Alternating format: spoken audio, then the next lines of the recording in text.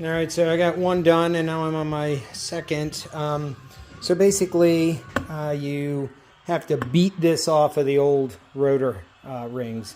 So you basically undo all the bolts about halfway, smack them all with a hammer to loosen the hat, and then you back them off all the way. Take the hat off with these still in place, and you smack them all with a hammer, and that removes them. They're all really rusty. You have to clean everything. So the hat has to be cleaned front and back, and the hub has to be cleaned so you don't have an uneven surface, which would cause a run-out issue, basically meaning that the rotor isn't sitting flush and has a wobble.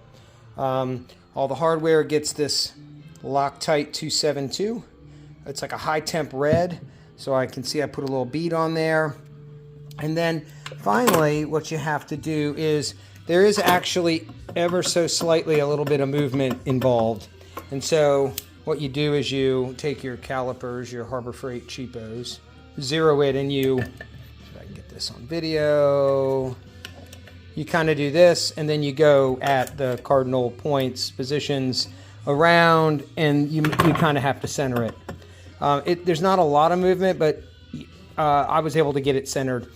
So once it's centered, you very carefully, I kind of eased it off the workbench and stuck one nut in, bolt, and snugged it, and that was it. It was fine. I measured it when I was done. It was fine. You can also see the new rotors have the temp paint on them, and their instruction guide explains what colors mean what. So you go use the thing on the track and come in. It'll tell you roughly what your rotor temps are running, and APR has a pretty impressive set of instructions and specifications you can follow in terms of what temps you're supposed to see.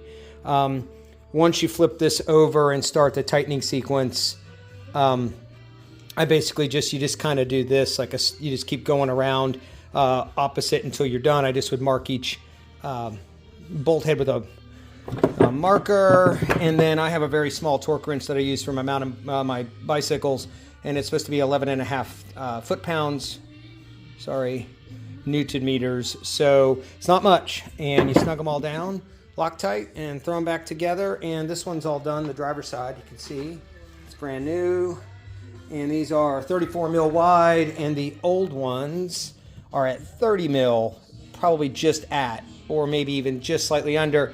And you can see right here, oops, moved it, that it says minimum thickness 32 mil. So I guess brakes really aren't something I want to play with.